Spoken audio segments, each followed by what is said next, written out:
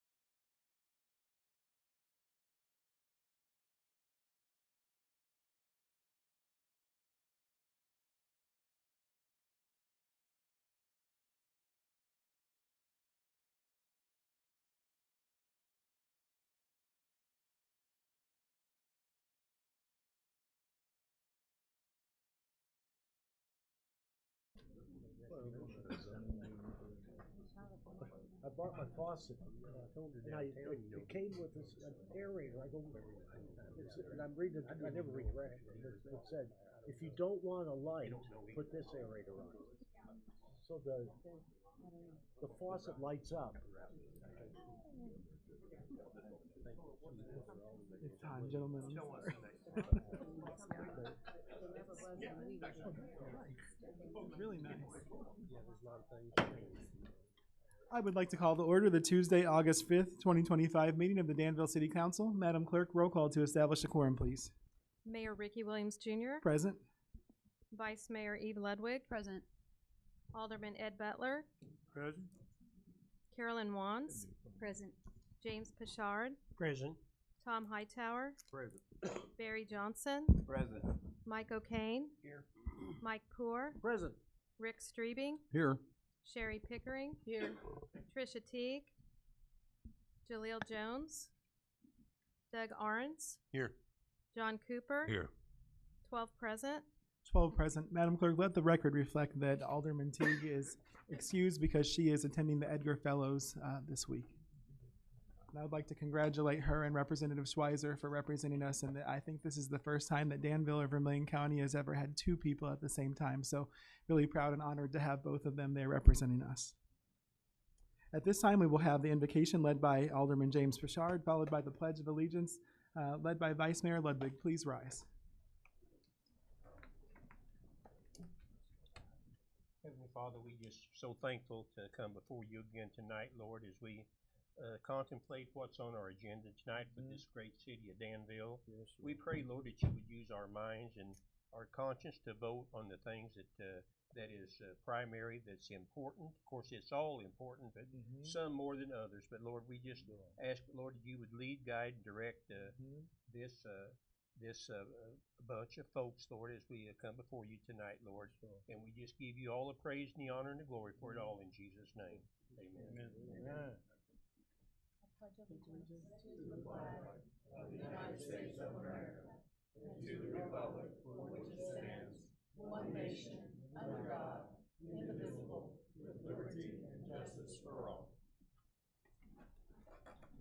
Thank you, Alderman and Vice Mayor. Appreciate y'all. You have before you the minutes of the July 15th meeting. Is there a motion to approve those? So moved. Second. It's been moved and seconded. Any discussion or debate? All those in favor, please signify by saying aye. Aye. Any opposed, same sign. Thank you very much. You also have an agenda this evening. Is there a motion to approve the agenda? So moved. Second. It's been moved and seconded. Any discussion or debate? All those in favor, please signify by saying aye. Aye. Any opposed, same sign. Thank you very much. I do not have any proclamations this evening. However, I do have several appointments. First, if it be the pleasure of the board, I would entertain a motion to reappoint Zach Gwynn to the Danville Public Library with a term expiring July 2028.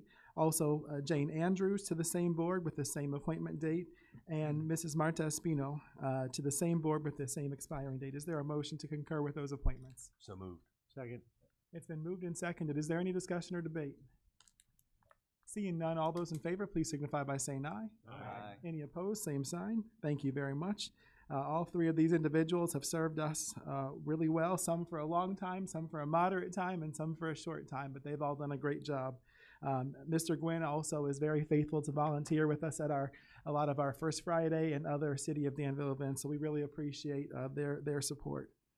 At this time, I also have before you our Deputy City Clerk, and we technically need to appoint that position because she fulfills the role of clerk in her absence. Therefore, I would entertain a motion to concur with the appointment of Mrs. Kayla Sun as the Deputy City Clerk. So moved. Second. It's been moved and seconded. Is there any discussion or debate? Seeing none, all those in favor, please signify by saying aye. Aye. Any opposed, same sign. Thank you very much. Kayla, if you would please meet me there at the podium up front.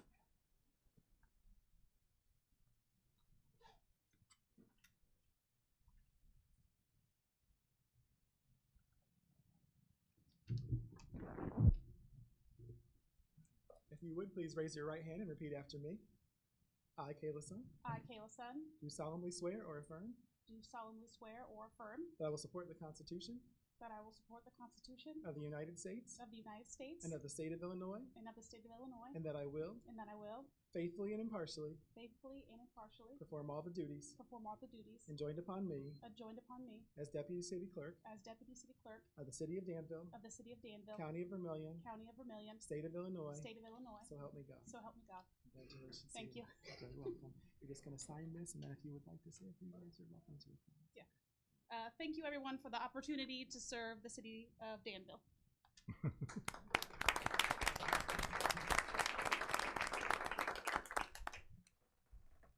Now, I have to tell you, Kayla talked a lot more than that in her interview, and she actually is really great with the public, so we're really glad to have her. She's coming to us from the VA.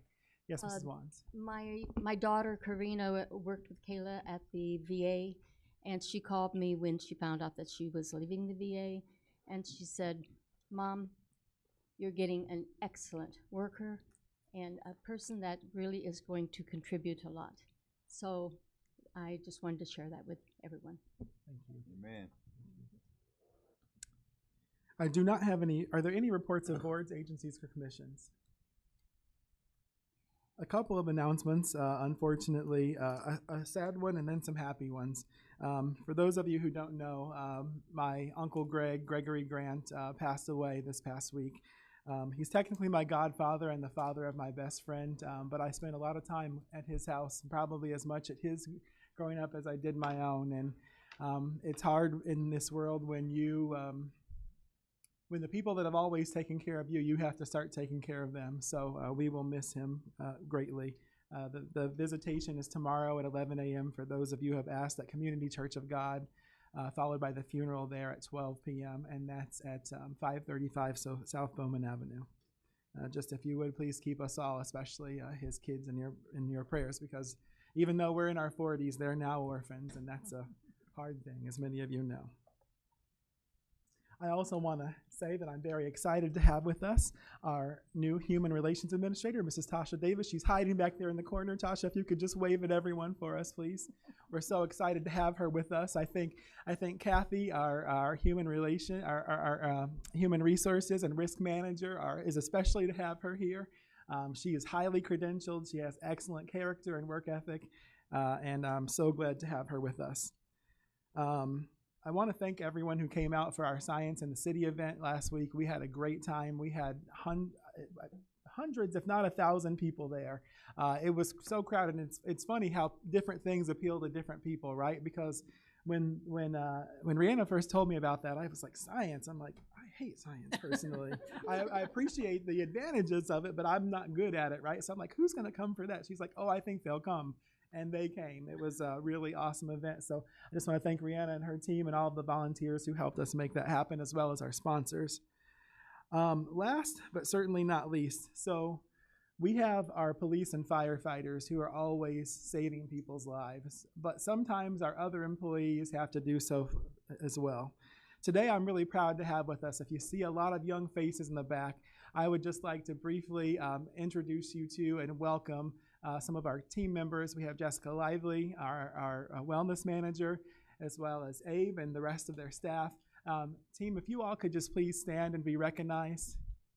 These are the folks who work at our pool. We appreciate them for helping us have such a fun and productive summer.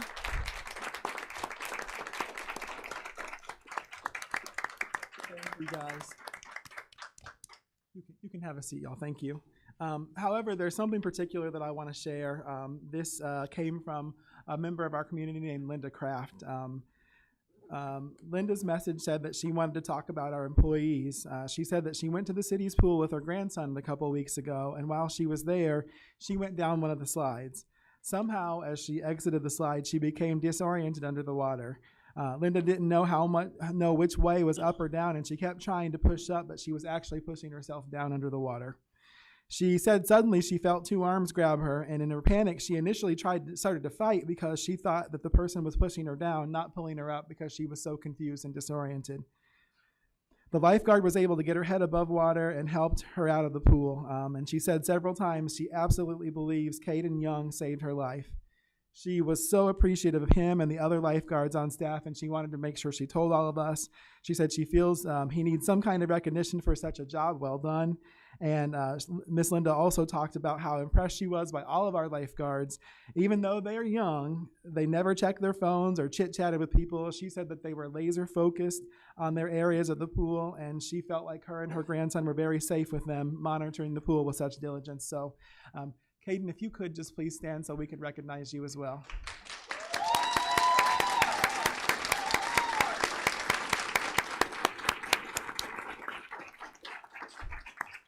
Just want to say thank you all for providing us a safe and fun summer. We have a few more days, so Wednesday through Friday we will be open from noon to 6. This Saturday we'll be open from 10 to 6, and Sunday from 2 to 6 will be your last chance to swim.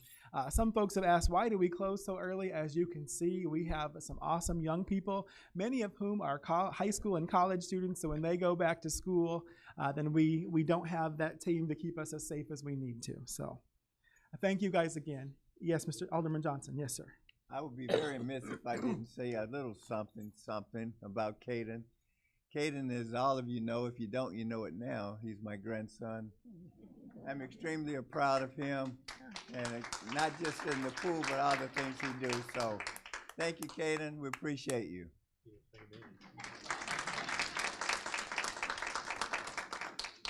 And he's also an outstanding football player, too. Amen. So a great young man and a great athlete, so we appreciate you. Young people, I know you rushed over, and I also know you have other things to do, so if you all need to be dismissed, you're more than welcome. I'll give you just a minute to do that. Thank you again for helping us have such a wonderful summer. Jess, Abe, Izzy, your team, we appreciate you all very much.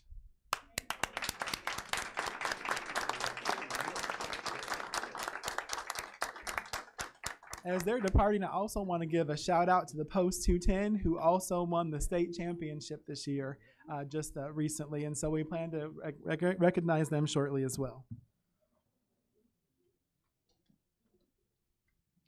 Madam Clerk, at this time, do we have any petitions, communications, or audience comments? We do. Once I call your name, please come to the podium. You'll have 3 minutes to speak.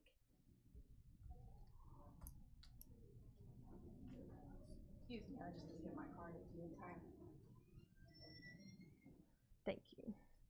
We have Darren York of Danville concerning Community Day.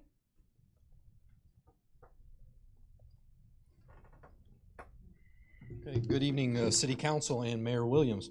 And I wanted to welcome Ms. Tasha Davis as part of the Human Relations Commission Board. Welcome, and I look forward to working with you. So on behalf of the Human Relations Commission Board, I just wanted to say, actually offer great thanks and applaud all of the hard work that went into Community Day on July 27th. And I wanted to make some, just some public, I wanted to, I guess, call out publicly and thank so many people that have helped us pull off a great Community Day this year. And so if I, in doing so, I always risk forgetting somebody, so I apologize now if I forget you.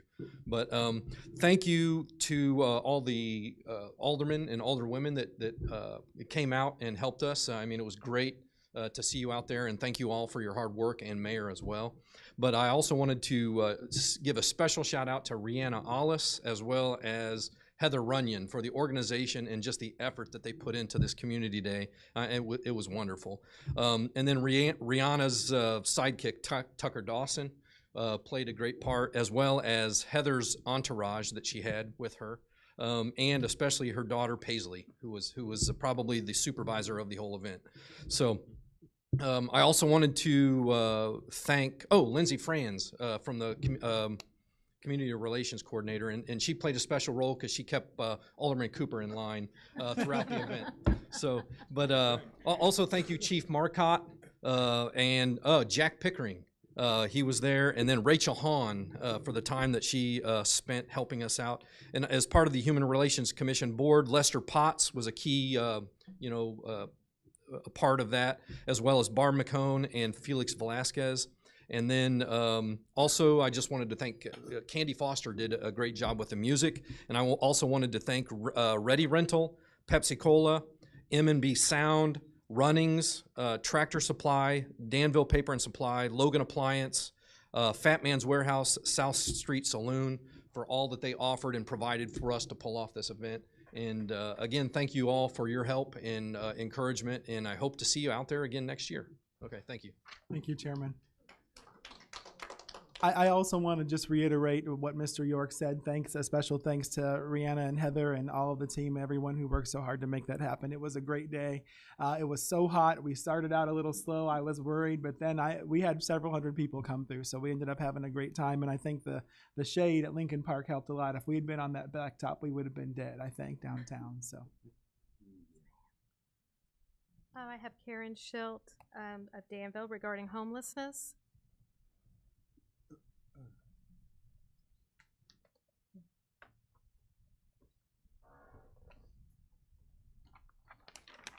You gonna sing a song? No, I am not going to sing a song. Good evening, Mr. Mayor and council members. My name's Karen Shelton. Oh, the mic? There you go. Yes, ma'am. Better? Yes, ma'am. Thank you. And I am definitely not going to sing this song. The hymn that you have here is one that it's a little ratty because we use that at church.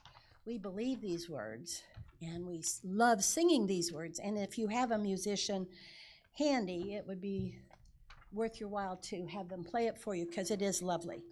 But this evening, the hymn made me think of our conversation at the last meeting that I was able to attend.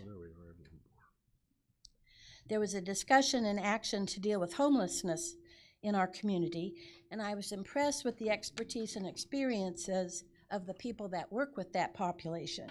I was also impressed with how inadequate 3 minutes is in shedding light on the complexity of the issue. I also came away with a strong feeling that if these homeless individuals don't accept the solutions proposed by us, they're being written off as expendable. I would suggest another approach. Invite those same people that are experts in this area that work with this population to share a discussion with the full council, with the appropriate city employees, and with law enforcement. Spend a day learning what they deal with. Homelessness is often related to substance abuse, mental illness, and poverty. These are complicated issues and they're not adequately addressed in 3 minutes. Do you know why services are sometimes declined? Do you know why someone would prefer sleeping outdoors than in a shelter? A humane, respectful, and effective solution depends on answering those questions.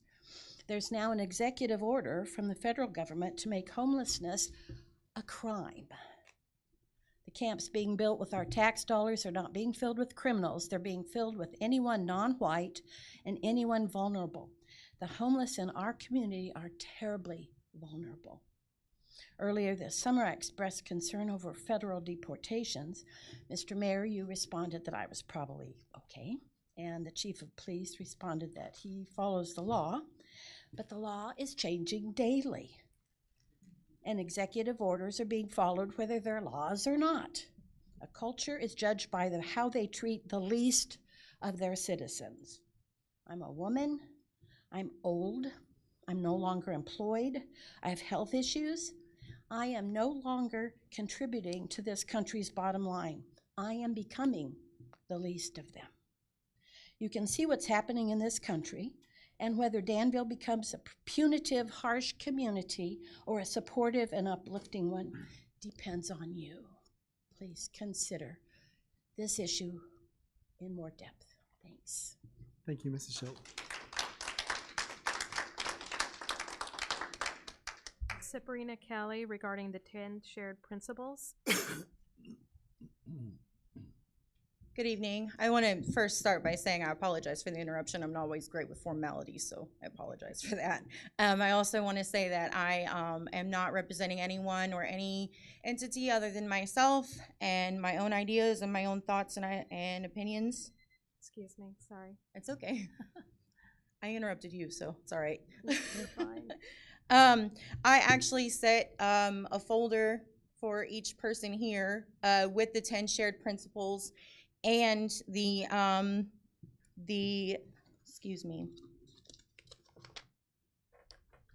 the academy, the state academy, implementing these 10 principles into their curriculum.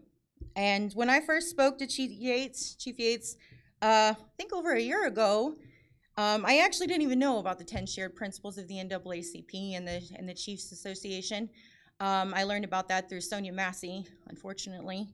And I was really happily surprised to see that we had Friendly Town and things like that to get involved with the children. I knew when I was a teenager, we had police in my high school. It would have been nice to meet them in plain clothes first, of course, and then find out that they're police officers later, so it builds a trust. But I really think that these 10 shared principles need to be implemented in Danville, especially since the rest of the state does it, and if the state academy is doing it, I'm not sure where we're sent here. I'm not sure where cadets are sent here, but it would be nice to have them implemented here, especially since Champaign has them implemented. I'm also really glad to hear that we have 3 new cadets going through. I listened a couple Tuesdays ago to hear that. That's really good. I'm really glad to hear that. I'm hoping that the 10 shared principles are taught there as well. And again, the Friendly Town is great. Like I think that's really, really amazing. And I love that we're putting into it. And I love that the aldermen are out there. I really love that. It's all very, it starts young. That way you can build a relationship with people. However, it can't be the only tool that we use. And the 10 shared principles explains that. And I have those folders there. I can bring them up here and pass them around. Otherwise, that's all I have to say. Thank you. Thank you, Ms. Kelly. That's all I have. Is there anyone else who wishes to speak this evening? All right, thank you. In the back, Mayor. Yes, ma'am. If you could, Ms. Ronnie, if you could please come forward and give your name. Yes, ma'am. So my name is Ronnie Canada. I'm a citizen of Danville, Vermilion County, Illinois. And while I appreciate all of the grants that have been given to people to get their houses remodeled inside out, one thing that I'm noticing is that they don't take into consideration single women. Like, whereas I make enough to take care of myself, it would be nice if I could get in on some of that grant money. So maybe next time y'all are looking for grants, y'all could take me into consideration, because I need a little help. So the grants they've been doing for Vermilion County for restoring houses or refurbishing or whatever they're calling it, I don't know, but they have a lottery, and then people go and they fill out a form for it, and then they get chosen to get something. Well, I went to go see if I could apply for it, and I was told I make too much money, but I'm still a single female. I pay all my bills all by myself, and it would be nice if somebody could help me. And also, right on to the lady who was talking about the homeless people, I feel you on that. Thank you. Thank you, Ms. Ronnie. All right, thank you very much. This time we do not have any zoning petitions. However, you do have before you the payrolls of July 18th, July 25th, and August 1st. Is there a motion to approve those? So moved. Second. It's been moved and seconded. Is there any discussion or debate? Seeing none, roll call vote, please.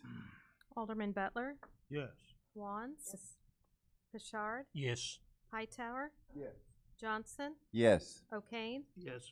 Poor, Yes. Strebing, Yes. Pickering, Yes. Ludwig, Yes. Jones, Yes. Arns, Yes. Cooper, Yes. 13 yes. 13 yes, the motion carries. You also have before you the vouchers payable of July 22nd and 31st, 2025, as well as special runs of July 22nd and July 31st, as well as one of August 5th, 2025. Is there a motion to approve those? So moved. Second? Second, whatever. It's been moved and seconded. Any discussion or debate? Roll call vote, please. Alderman Wands, Yes. Pashard, Yes. Hightower, Yes. Johnson, Yes. O'Kane, Yes. Poor, Yes. Strebing, Yes. Pickering, Yes. Ludwig, Yes. Jones, Yes. Arns, Yes. Cooper, Yes. Butler, Yes.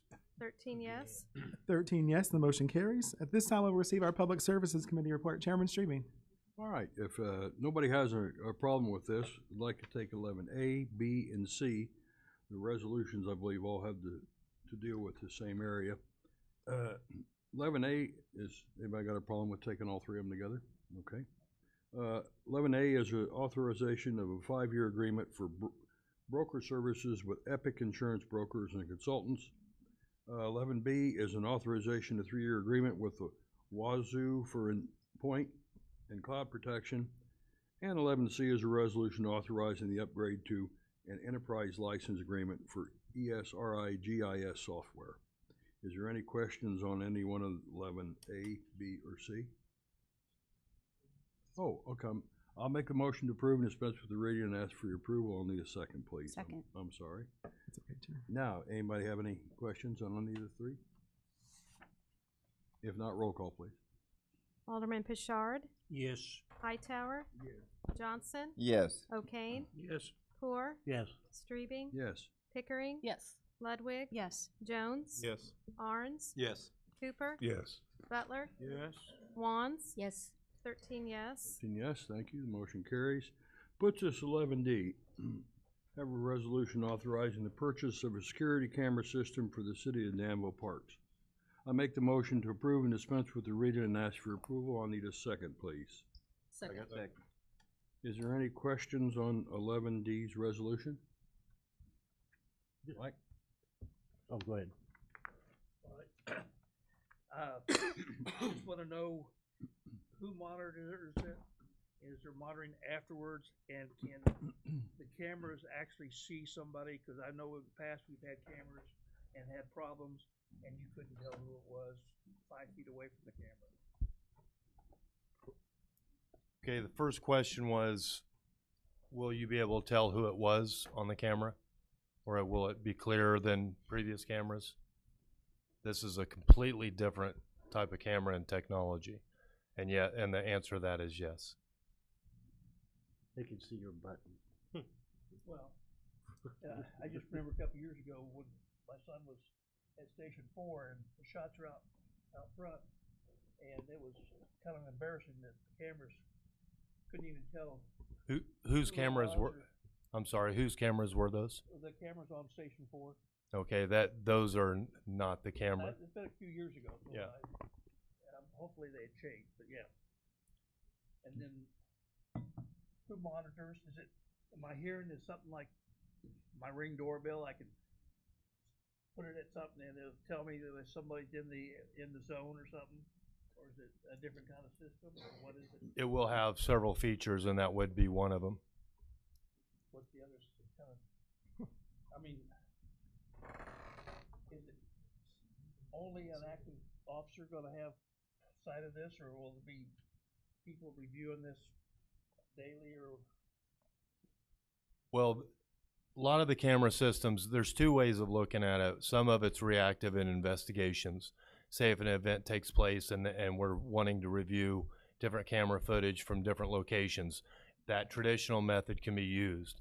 However, there are different features that say that would give us certain alerts, and then that would be provided. The policies haven't been completely written on as to who's all going to have access, but the access would be restricted under always keeping in mind personal privacy and other items such as that, to where we can still respect the the right to privacy and other items. It's not something that's just going to be viewed on the willy-nilly. There's going to be requirements. But like at midnight, somebody's in front of the restrooms or something like that and could cause damage. It's going to be. Yes, so there'll be notifications provided on that, especially on the cameras in the parks. Anything else, Mike? No. Chief, this is expandable as well, right? Or expandable with this system. Yes, if you remember, we've gone over through a couple rounds of cameras and purchases. We've done this in steps. Right now, I believe we have 20 some cameras out there available now. The cameras that we're putting in are additional 30 cameras. but the cameras themselves are not the drivers. It's the software that is the driver that's going to enhance the public safety, the proactive, as well as the responsive tools that it'll provide to the police department. I think it's just great. The more we have, the better. Anybody else? Oh, yes. Well, it'll be in all parks in Danville. Yes, I believe every park is covered under the plan. So, any other questions for the chief? I'd like to make a comment, Rick, Alderman Streaming. I had a few folks, because of the incident at Winter Park, and they was kind of not, I don't think they're aware that this kind of thing has to be run through the council, that we don't just put up cameras. It has to be purchased, and then come before the board. Of course, naturally, we're going to okay cameras for these for safety issues. But a lot of people don't realize that it's a process, that we don't the next day go over there and put up cameras. We have to go through the process. And so those that don't understand that's how it works. Alderman McCain, you had something else? Well, can I look at this as, besides the $196,000, I think it is, as like $19,000 a year for 10 years? I don't know how it doesn't really work that way. So that 195, 797, that's paid, and then the 10 years is a service. Say if there's a technological update, and you know how technology moves so fast. If there's something that is new in with this system, those updates will go as it may. But if you look at how it's broken down, a lot of it's hardware, some of it's license, capacity, the data storage, cloud storage. There's a lot that goes into it that goes to that 196. However, if we were to do this in any other way, that if we wouldn't have done it the way that we have in phases and steps and building, we're getting this system put together for a fraction of the overall cost that others would have to spend if we didn't have the skill and the talents already within the city that can create this system and utilize, create a system that can be utilized in this manner. Alderman O'Kane, if you look in the middle of the projection there, you can see the licensor, the 10-year licensure, and the 10-year licensure capacity increase. Those are right there in the middle. One is for $57,000, one is for $38,000. So for the actual licensure for the 10 years, let's just call it $95,000. So, but what I'm saying is that basically, for the next 10 years, we've got the base of the system paid for. Yes, sir. That's correct. Yes, go ahead. How long? What's the time frame on when they will be put in? Well, as soon as it's signed, I believe Agnell's got it set up to where he makes a call, the stuff will be sent. That'll be rather quickly. We're looking at 4 to 6 months for the total completion of the entire system. However, that's going to go progressive. So we've already got a lot of it started with the previous purchases of cameras. And I'm not the best about how the software works as far as installation and everything, but that's rather quick. The biggest part is going to be the installing at all the different locations. And most of the locations have power, some of them don't. So we have to. Those are the things that we're going to have to work out. Any other questions on 11D's resolution? If not, roll call, please. Alderman Hightower? Yes. Johnson? Yes. O'Kane? Yes. Core? Yes. Streebing? Yes. Pickering? Yes. Ludwig? Yes. Jones? Yes. Arns? Yes. Cooper? Yes. Butler? Yes. Wands? Yes. Pishard? Yes. 13 yes. 13 yes, thank you. The motion carries. Puts us to 11E. A resolution authorizing the disposal of phone equipment. Make the motion to approve and dispense with the reading and ask for your approval. I'll need a second, please. Second. Is there any questions on 11E's resolution? If not, roll call, please. Alderman Johnson, Yes. O'Kane, Yes. Poor, Yes. Streebing, Yes. Pickering, Yes. Ludwig, Yes. Jones, Yes. Arns, Yes. Cooper, Yes. Butler, Yes. Wands, Yes. Pashard, Yes. Hightower, Yes. 13 yes. Yes, thank you. The motion carries. Thank you, Agnell, for doing such a great job again. Thank you. Okay, 11F, accept and place on file a treasury report for January and February 2025. I'll need a motion and a second, please. So moved. Second. Is there any questions on the file, the treasurer's file report for January and February? Nice to see we're in 25. Yes, it's great to see we're in 25. Okay, if there's nothing on that, all those in favor signify by saying aye.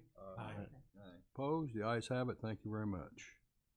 And thank you to our treasurer. Again, thank you for getting us up to 2025, as well as the finance department. Thank you. Yes. Yes, it's a very big team effort, and thank you for everyone's support on the council too. It's been a long road here, and with your support, we were able to advance this to where it is now, and to get it caught up here in the next few months. 100% caught up. Thank you. Thank you. And G, items of information. I think Alderman Pickering requested to speak on something. So Yes, I do. Thank you. At our last public service meeting, we had a lot of discussions about boarding up houses, demolitions, and houses that could be an endangerment to our citizens. I would like to make a few comments, especially to our newer aldermen. There are procedures that we need to follow when it comes to boarding up houses and demolitions. We all need to know what they are. Public Works and inspectors are very good about educating us on those procedures. If a constituent calls and I see a violation, I will call my inspector, and 9 times out of 10, he's already written it up and lets me know at what phase it's in. If he has not, he will look into it. It is the same with house you feel that should be on the demo list. Call your inspector or Dustin Brown, our demolition manager, and they can give you the information. Educate yourself so when a constituent calls, you can give them the information. Whenever you see a building that has collapsed and you feel it is an endangerment to our citizens, you should immediately, and I mean immediately, call Public Works to let them know. If it is after hours or the weekend, call the non-emergency number and they will contact Public Works. This is very important because if we wait, we could be endangering our citizens with a situation that needs to be dealt with immediately. I would like to thank our Public Works Department, especially our demolition manager, Dustin Brown, and his staff for the work they do. Not only do they do demos, but the mowing and the boarding up. I would also like to thank our inspectors. Sometimes that is a thankless job. And again, I know 9 times out of 10 when I call for a violation, they've already written it up. I would think that all of us aldermen took this job because we want our city to be the best it can be. So let us all work together with our departments to make our city the best we can. Thank you, Chairman. welcome. Thank you. Any items of information from anybody else? All right, that concludes our report. Thank you, Chairman Streeting. At this time, we'll receive our Public Works Committee report. Chairman Poor. Thank you, Mayor. 12A is an ordinance approving the purchase of real estate at 8 East Pine Street for economic development and amending the fiscal year 25-26 budget fund 119. Move to suspend three and ask for approval and need a second. Second. Questions? Okay, roll call, please. Alderman O'Kane, Yes. Poor, Yes. Streebing, Yes. Pickering, Yes. Ludwig, Yes. Jones, Yes. Arns, Yes. Cooper, Yes. Butler, Yes. Wands, Yes. Pashard, Yes. Hightower, Yes. Johnson, Yes. 13 yes. 13 yes, thank you. Chairman. 12B, oh, I did have a couple of calls on this, and it was inquiring regarding the city purchasing another Right. structure without a, is there a point at which we think there will be more information to share regarding this particular acquisition?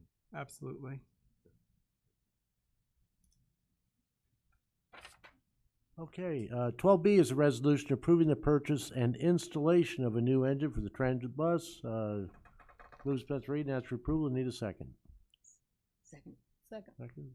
And this one is how much higher? This one, Steve, was it About $8,500. 8,500 from the last one we did because of tariffs? Isn't that what it Tariffs. says? Yeah. So and that one wasn't purchased that long ago, but definitely the tariffs had have affected it. And do we have any more in the fleet with this same year, and maybe have to look at another engine soon? No, sir. We have two 16s, and this will take care of both of them. Take care of both. Okay. Other questions? I got one question. Yes. Yeah, those diesel engines, they're all diesel. Yes, sir, they are. Just that particular year and model. That's because that's both of them that had to replace. Yeah, I suppose they had a lot of miles on them as well. I don't know, Steve, mile-wise? Yeah, there was over 350,000 miles on each. Yes, do. Gasoline never would have got you that much. You'd have blown a mile. And electric certainly wouldn't. Champion, man. Okay, see no more questions, roll call, please. Alderman Streben? Yes. Pickering? Yes. Ludwig? Yes. Jones? Yes. Arns? Yes. Cooper? Yes. Butler? Yes. Wands? Yes. Pashard? Yes. Hightower? Yes. Johnson? Yes. O'Kane? Yes. Poor? Yes. 13 yes. 13 yes, thank you. Any other information from Public Works? No. Okay. Mayor, that concludes our report. Thank you, Chairman. I apologize. We do have need to go into closed session. At this time, I would entertain a motion to go into closed session under Section 2C1 of the Open Meetings Act to discuss specific employees and under Section 2C2 to discuss salary schedules. Is there a motion to do so? So moved. Second. It's been moved and seconded. Is there any discussion or debate? Roll call vote, please. Alderman Butler? No. Wands? Yes. Pashard? Yes. Hightower? Yes. Johnson? Yes. O'Kane? Yes. Poor? Yes. Streebing? Yes. Pickering? Yes. Ludwig? Yes. Jones? Yes. Arns? Yes. Cooper? No. 11 yes. 11 yes, we are adjourned to closed session. There will be no action taken afterwards. Thank you.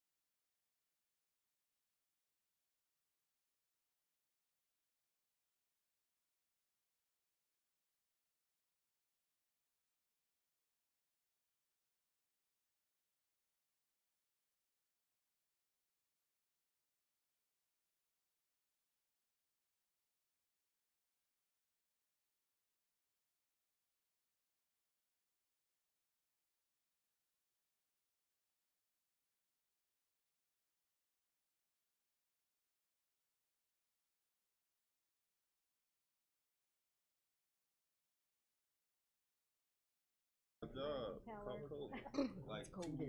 But they didn't say nothing.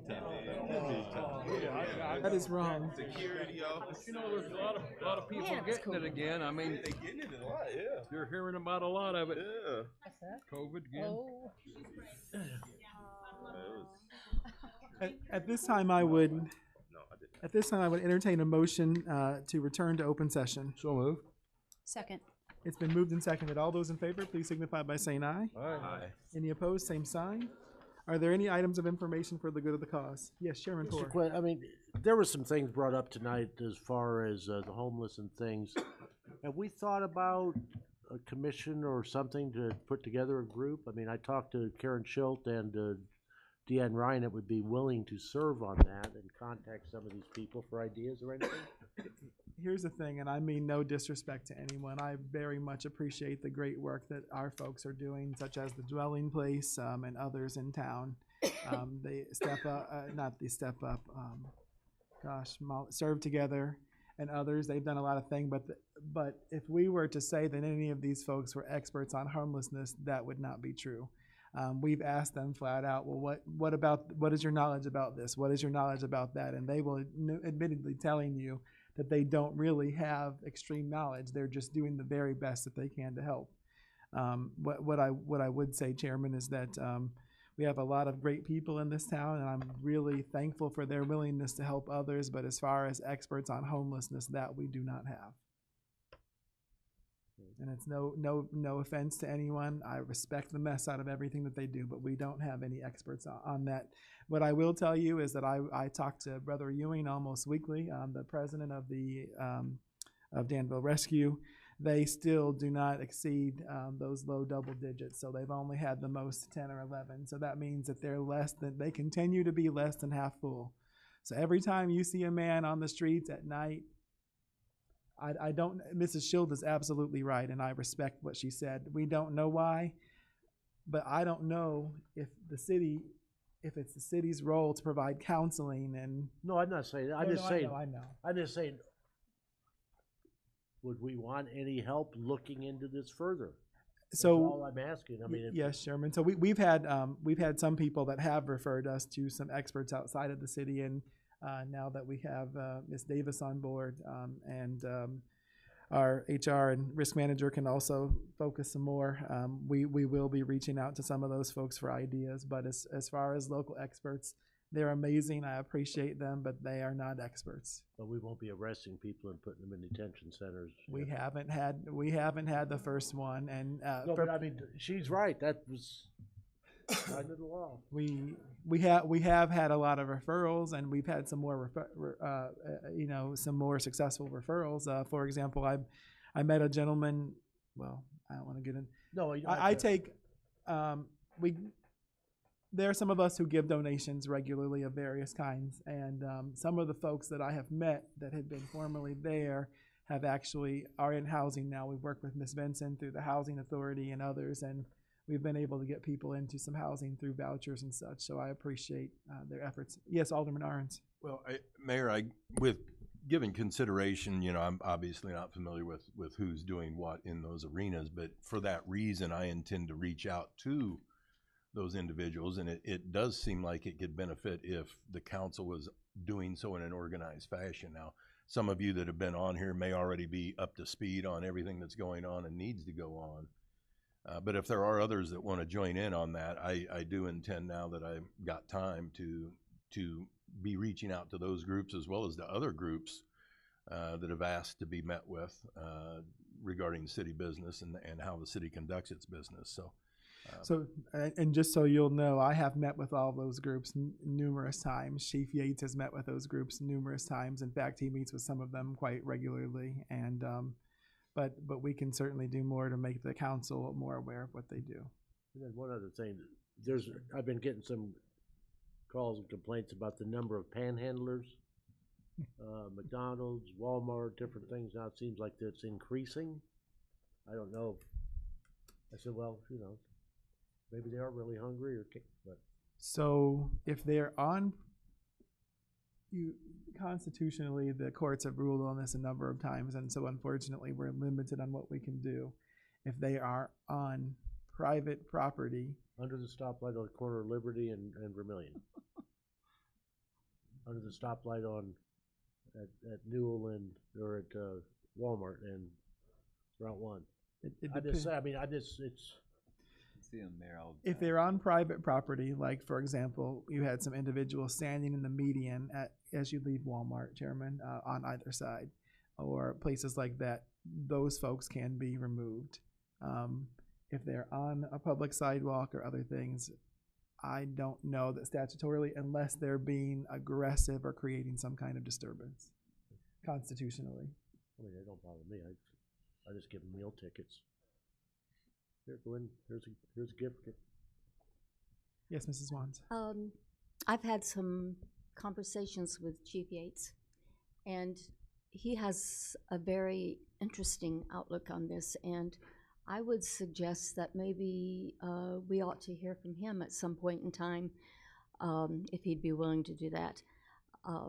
He certainly has given me a better understanding of the situation, and maybe he could help us out a little bit.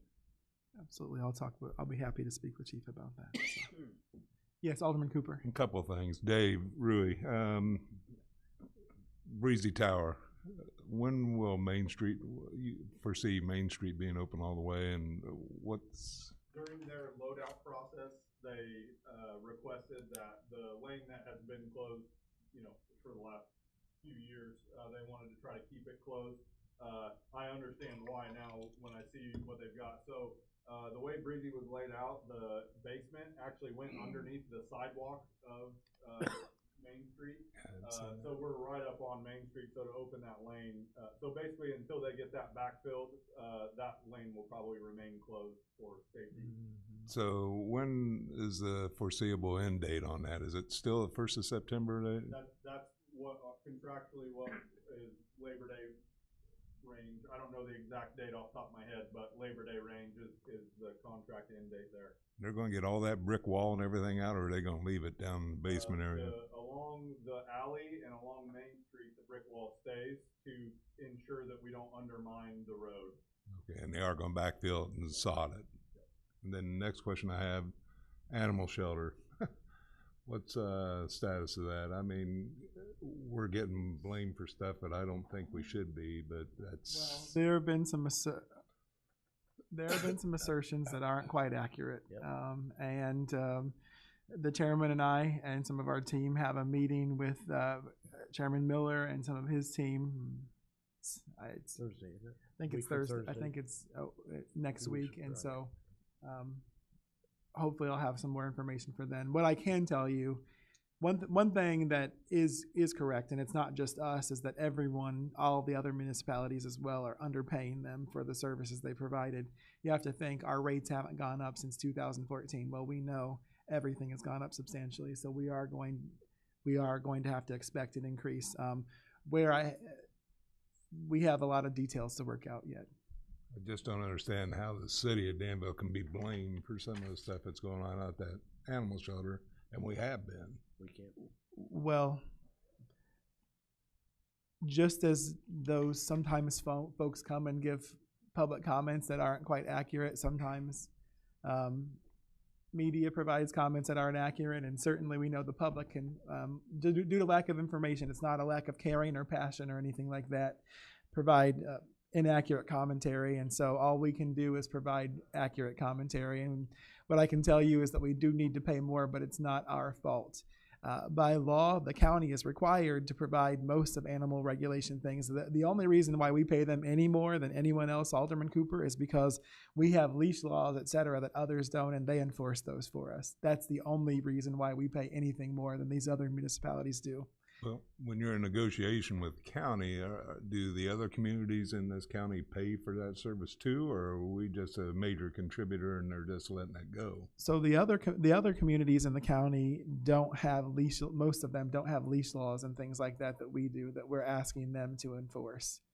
That's the difference. But they do pay, I believe, for sheltering and things like that, and none of us are paying the amount that we should be. And just to follow up on that, Mayor, the other significant difference for the city of Danville is the amount of dead animals they pick up. Oh, yes, because we hit them. And I can tell you, we looked into the cost of doing that in-house.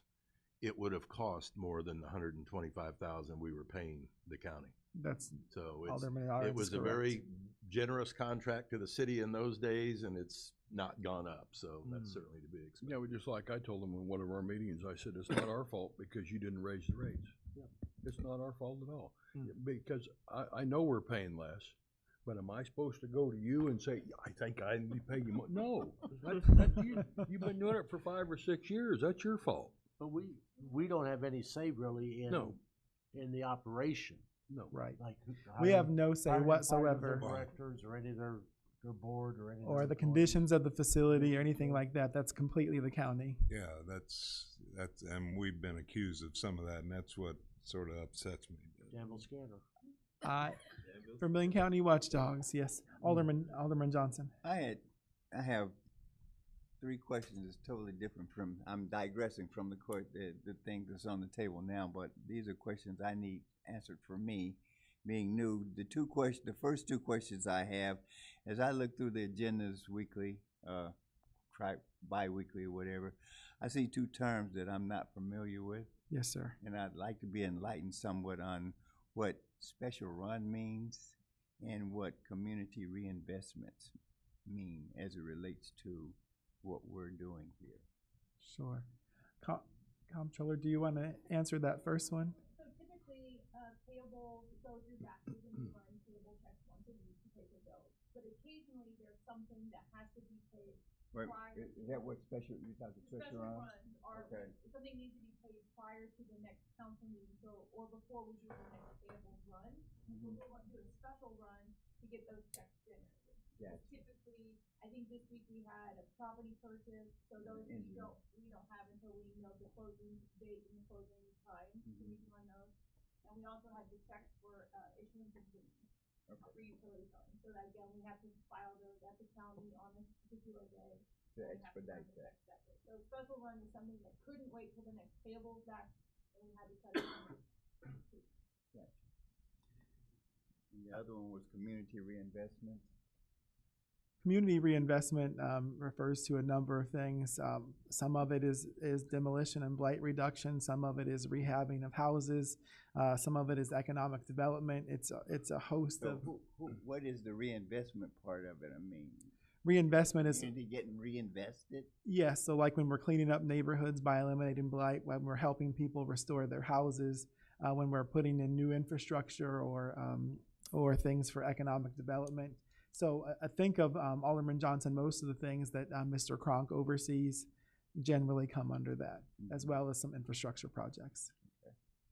And the last question I had was, the first issue that has been brought to me has been, why does Red Lobster look so bad? It's clean now. Mowed on the outside, but in the fence. Oh, it's clean in the all fence cleaned as well, up. Mr. It's all Johnson. cleaned in the fence? Yes, sir. Okay. Yeah. It's taken care of. Well, I can report that. Yes, sir. Go by. It looks. They. It does. That was a recent development, but it looks very good. Mr. Brown and his, and that's one thing I do want to remind you of is a lot of times when you bring up issues, as Alderman Pickering said, most of the time they're already being addressed. Sometimes things do slip under the radar. Like me, I drove past those houses on Chandler or Harmon all the time. I mean, nearly daily, and I just, you've got so many things going on. Sometimes it slips your mind, but yeah. That's it. Yes, Alderman. And this is a question, Mayor. Mrs. Bourne wasn't able to join us. I think she was going to be out of town, if I recall from talking with her at the community day. Yeah, I thought so. Is the administration working on some type of a policy to address her concerns and others' matters regarding the naming of things? We had talked about that was going to. So we've had some preliminary conversations about it, but given the intensity of some of our other projects, particularly around economic development and redevelopment, we haven't fully addressed it yet. It is something that we will tackle likely this fall, Alderman. Okay, so that's something that can be communicated to her, is it is going to come back up. Well, then the naming, how we name things, yes, is definitely going to come up. That's correct. Yes, sir. Yes, Mr. Butler. And then I kind of think on that same note, I just came back from Kankakee, Illinois. There last week, couple weeks ago, and they named a street, out of Mr. Theodis Pays. So, I'm sure that the mayor knows him very well, and they had all the mayors and the representatives and everyone else was there, and he didn't even know it that it was going to happen until a week before. And so something of this magnitude or situations, I don't see anything wrong with it. Ms. Barnes has served our country, and has put her life on the line for us. And I'm sure that anyone of that magnitude, especially, it's something to me that is something simple.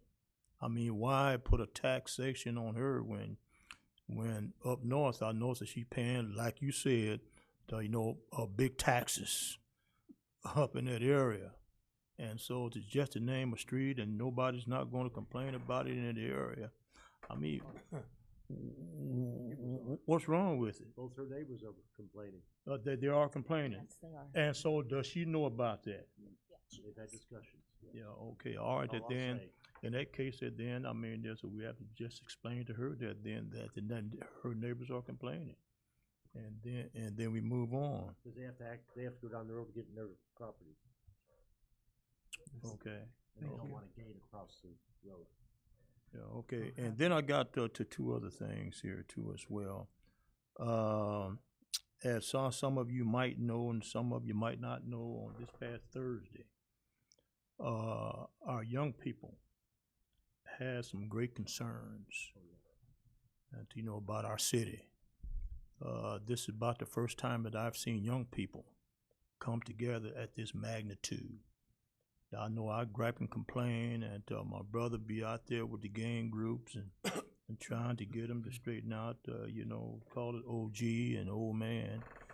And, so we try to do what we can do, and we've solved a lot of issues and got different kids jobs. They're somewhat blaming the city that we're not doing enough. So they had another meeting today, and I was a little late at the library.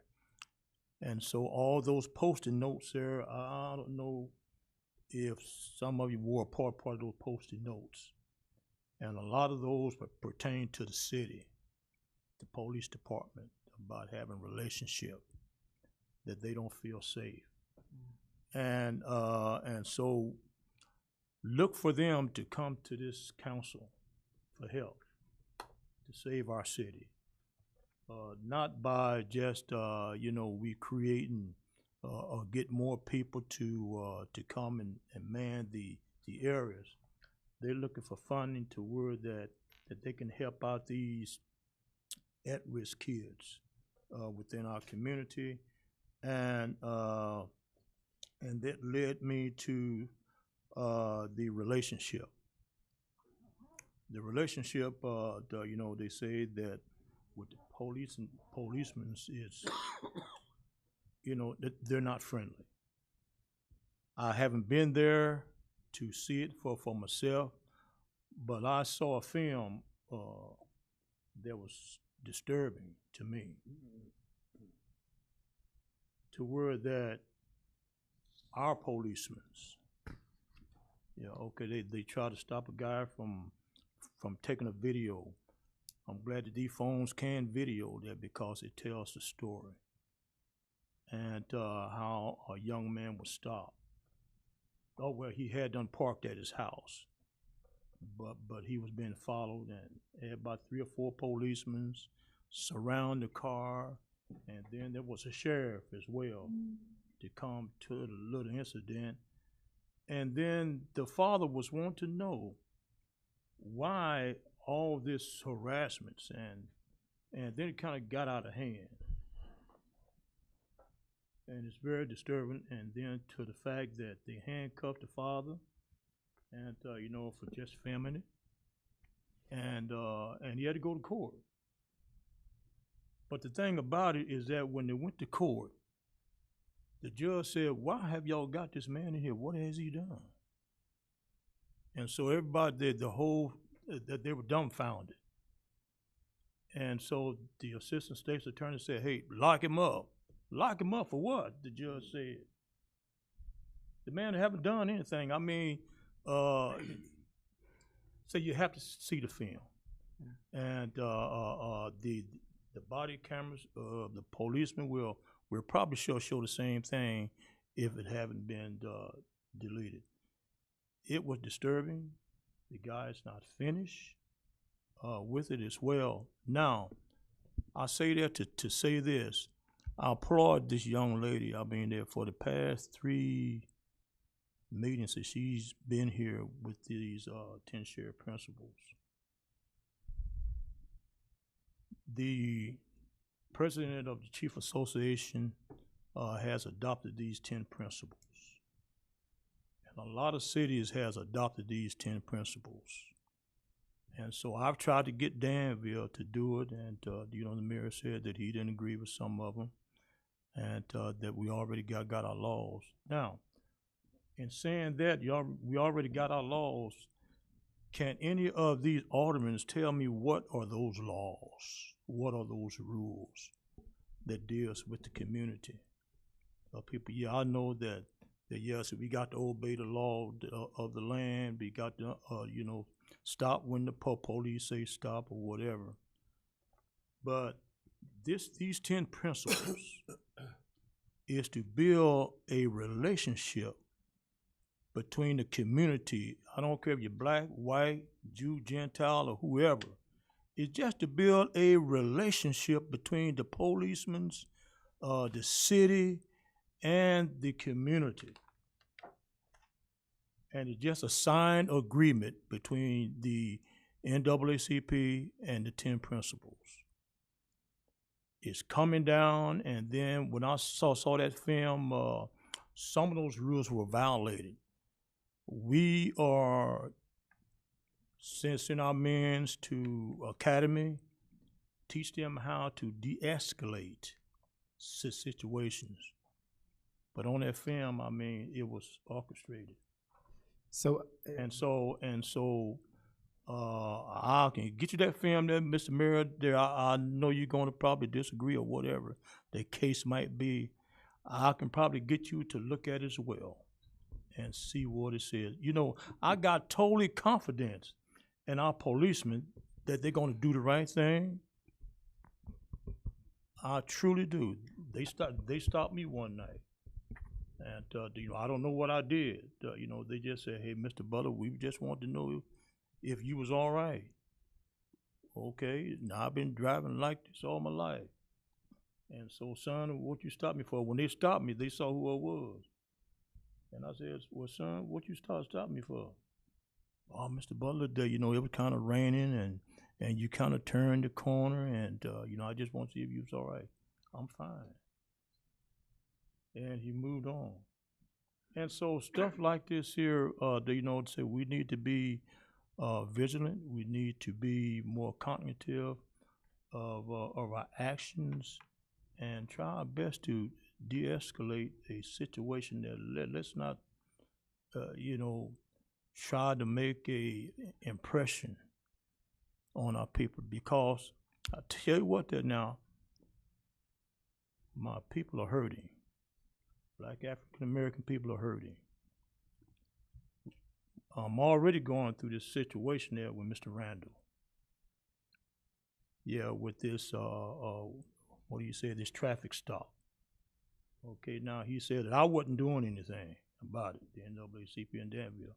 So he went to the state, thinking that they're going to jump all over me.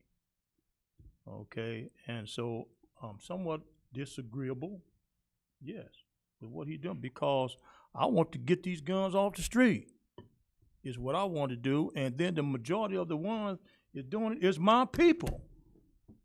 That's not true. Hold up there, Hatar. Me and you will never, ever you're right. agreement. But check this out, Hatar. Mr. Hightower, if you could please allow Mr. Butler to finish speaking, and then I'm not finished, Hatar. Okay, I'm sorry. sir? I'm I'm sorry. not finished. What I'm talking about is that I do have boots on the ground, eyes in the street. And then I've been in meetings with these boys, and they packing. My boys, they're packing, and they said, Mr. Butler, ever since the influx of people from Chicago, East St. Louis, my boys in this city were fighters, fist fighters. And so they said that they had to start packing. These boys are packing. And I've been in meetings where they were packing. And I'm packing. And so it's not only, yes, our black boys, there's white boys as well, there's Hispanics, Latinos, or whatever is packing as well. We've met with them as well. Okay, they're also packing. And so we're going to have to try our best to build some type of relationship between the city, our policemen, and the community. Because they're not finished.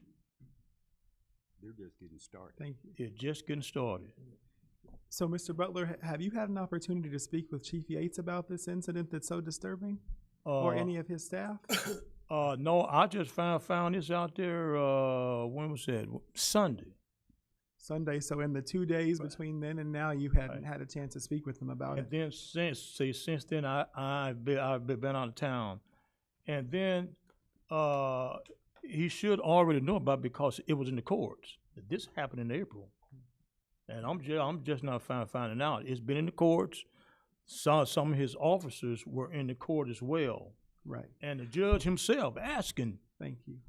them, why do you have this man in here?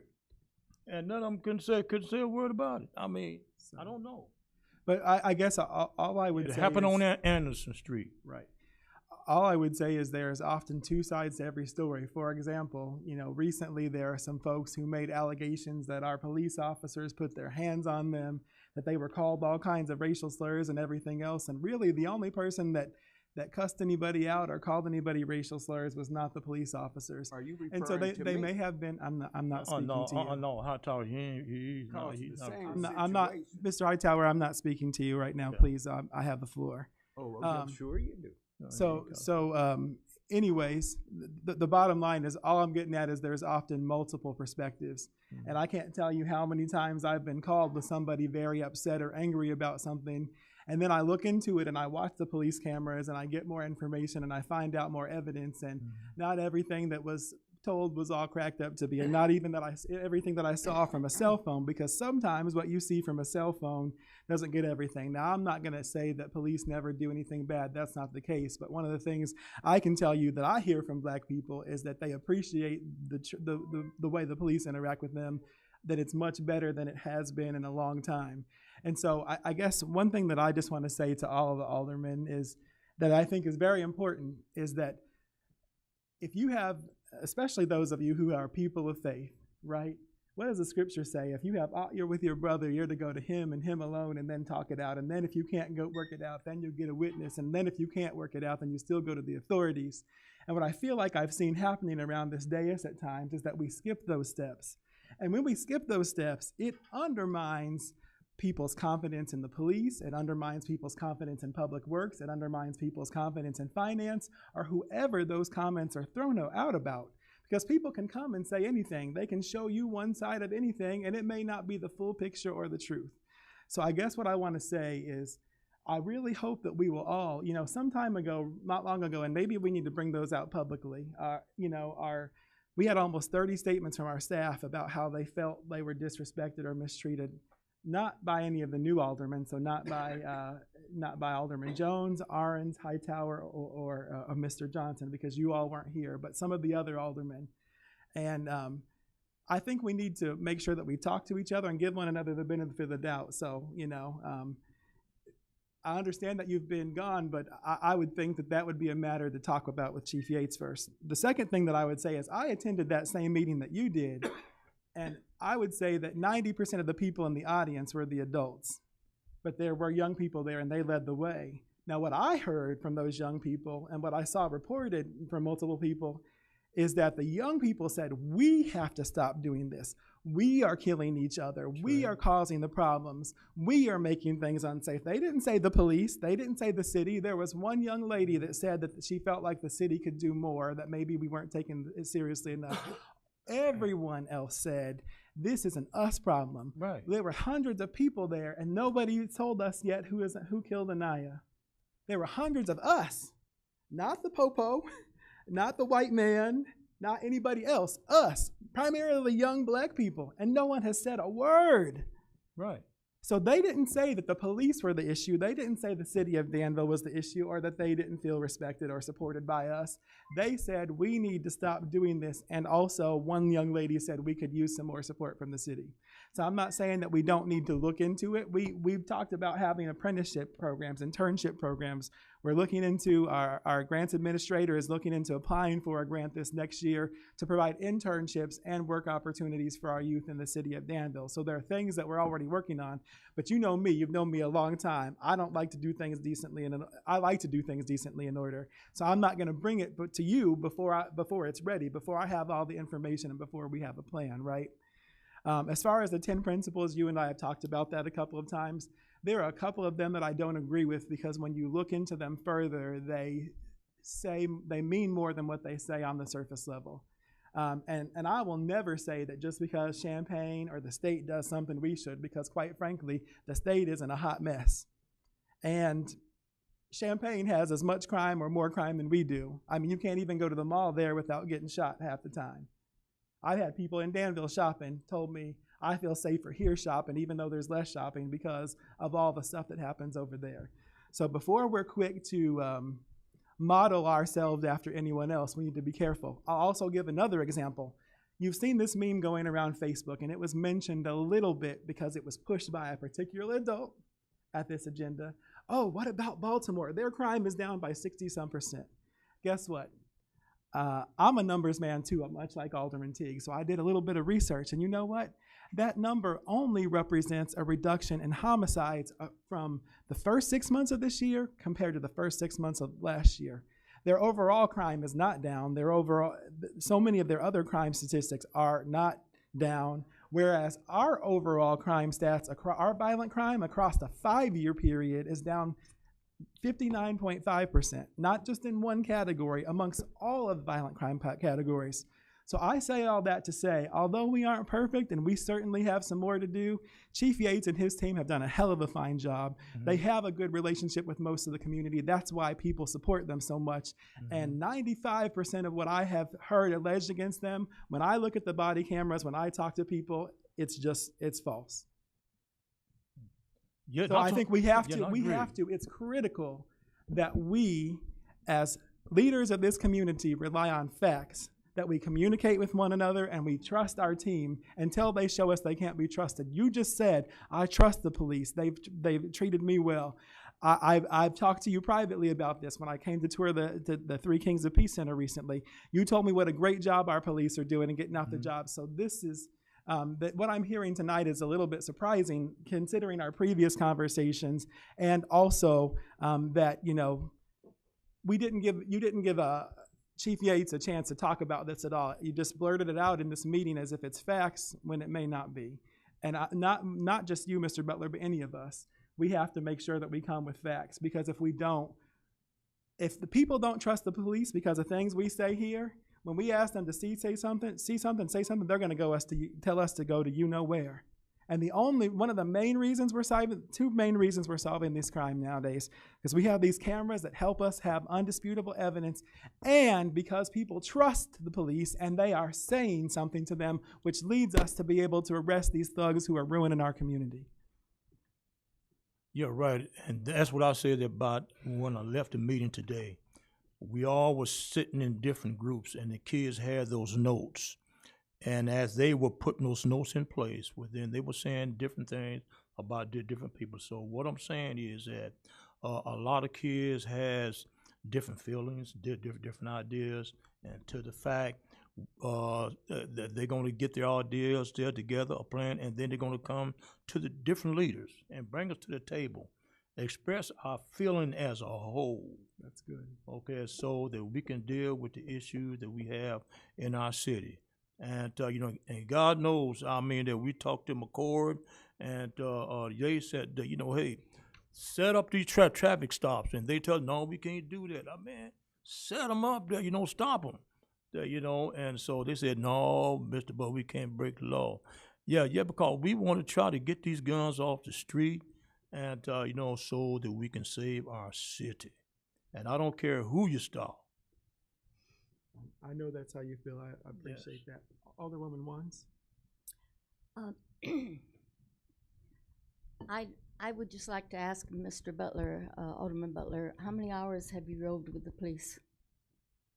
I rode with them, 2 weeks, 2 days, I think, I went through that academy. Mm-hmm. Yeah, okay. I ride with them. I've been through the academy. I've rode with them for almost 200 hours since I've become an alderman. In those 200 hours, all 3 shifts I've rode. Right. I have not seen, and when they stop someone, I get out of the car right with them. I go right to the people who they are talking to. I have not seen in 200 hours them be disrespectful to anyone, no matter their race or their male, female, whatever they are, whatever age they are. I have seen nothing but respect for the other people. In 200 hours, almost 200 hours, you can't tell me that they could put on a face for 200 hours. So, now, I'm not saying they're perfect. Right. I'm not saying they're perfect. If perfect. anybody in this group is perfect, well then, yeah. Show me how, please. Show me how. Yeah. All I can say is that if we don't know for sure, then we shouldn't, even our eyes can deceive us sometimes. Even our eyes of what we see can deceive us of the fact of what's going on. So we really need to get down to the facts of it. I think this was very unfair of you to address it in this manner. At this time, you should have gone to Chief Yates and talked to him. And then, if it was necessary or should have been, I'm not saying we should be ignorant about these things. I am not saying that there aren't bad things happening. Right, exactly. I'm not saying that, but I'm just saying that 200 hours ago, I might have agreed with you more, but I can't now because I've seen it with my own eyes. I've heard it with my own ears. I've investigated it. I know what's going on in the streets. Believe me, I've been to gunshots. I've been to, everything, to domestic, to you name it. I've experienced it. It's not fun. These guys put their lives on the line constantly for us, and all they get is backlash. All they get is the negative, and that's all they see. That's all they see. Right. I don't know how they can possibly keep the attitude in which they do, which is very good and very respectful, for all they have to see. Right. I would be burnt out in no time. So I think we need, before we, no matter what this situation is, not just this situation, but whatever we're discussing or whatever we hear, we need to go to the source to find out if it's really the facts, because sometimes we speak when we shouldn't. Sometimes we speak when we think we know the facts, and we really don't know the facts. So it's just really important. If we love this city, we're going to do everything that we can not to hurt it. We're going to do everything we can to build it up. And we don't build it up by being negative. It's not that we shouldn't look at the negative. Please don't misunderstand. We have problems, but we're not going to solve them if we don't address them in a positive, in a caring, and in a loving way. Well, that was my goal there, Mrs. Alderman Wands, and I respect what you just said, and I totally agree with what you're saying there. But in order for the whole council to know what's going on in and around our city, I believe in transparency. I do too. If something happened in our city, and even in your neighborhood, if I see something happening in your neighborhood, and I go to the chief, and you don't get the word, and then something will happen to you or somebody in your neighborhood, Well, how do you think that you're going to get it if I don't bring it to here or just call you? But what about the rest of it there? So we all have to be vigilant. And I would like, if you see anything that's going in the city and you can't get a hold of me and I'm here, I want you to let me know. Because this is what's going on in our city and we all need to know. I'm sorry that you feel that way about me always bringing up stuff and maybe I probably can't shut up. I sure can, and then let our kids do what they want to do, and then I can hear it right now. Well, Mr. Butler, didn't you see it? Well, hey, yeah, I saw it, but you told me not to say anything. I'm not saying you shouldn't say anything. Yeah. I'm saying we need to weigh what we say before we say it. But you blaming me now for bringing this to the council.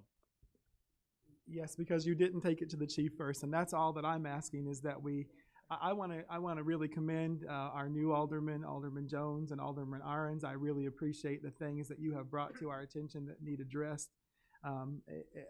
You've called us, you've asked things, you've said, hey, what about this, Mayor Dave, what about that, Yates, what about this? I appreciated it because the goal is we are all trying to make Danville better. Right. No matter if we agree, no matter if we like each other, respect each other, any of that, I know that every one of you love this city and you love our people. And we want what's best for this community. We might have differences or disagreements on how we get there, okay? And that's okay. But anything that we do that undermines people's trust and our credibility of the city, of any department, but especially our police, it hurts us all because then people are they're going to be less likely to talk to us about anything. Mr. Mayor, can I ask you a question, Mr. Mayor? I'm sorry. Yeah, yes, yeah, can I ask you a question? Okay, now, you said that Jalil, he asking you questions. Now I don't know what question that he asked. And I don't know, does it concern the community or concern just him or just concern? He's asked me questions which concern everyone. Yeah, okay, so how are we to know that we can help out the situation? I don't know. I mean, the thing is, he hasn't come here making accusations without having all of the information. Yeah, I'm not making no accusations. I'm just saying what the kid was saying today. You are, Mr. Butler. Yes, well, see, one of the things, and please forgive me, ma'am, you've never been black, so you wouldn't understand the way we feel and the way You've never been female. But I walk in everybody's shoes before I make a comment. That's just like with Miss Barnes. She feels offended. And what y'all don't understand is, I know Doug would never say this in a million years.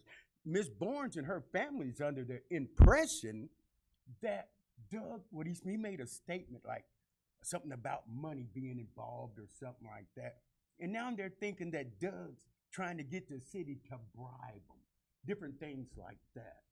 And you know, as far as the police department, sure, me, you, and Chris had some misunderstandings. But here's a fact. I called almost 2 weeks ago because I knew and had the person sitting next to me that was involved in a critical stabbing on Hazel Street. John Stonewall still ain't called me today. Yeah. And have you called Chief Yates? Have you called me? Called you for what? You have me barred. He has me barred. You can go into anything you want to say, my man. You told Doug Arns you was going to whip his ass. Did he or did he not? We're not getting into it. No, we're not getting into it. I'm making a point, Doug. Here's my point. Everybody thinks, and including you, oh, Tom, you were wrong. You were going off and all this kind of stuff. You doggone right. None of y'all experience what it's like being black. You don't. And you only black when it's convenient. Here we go. And it really don't make me a difference because I'm going to tell it like it is. These murders, and Chris can tell you who was the backbone of getting these murders solved. Tom Hightower. I gave all of these haircuts and everything for this community, and not one person came to any of my events. We gave over 250 haircuts Saturday.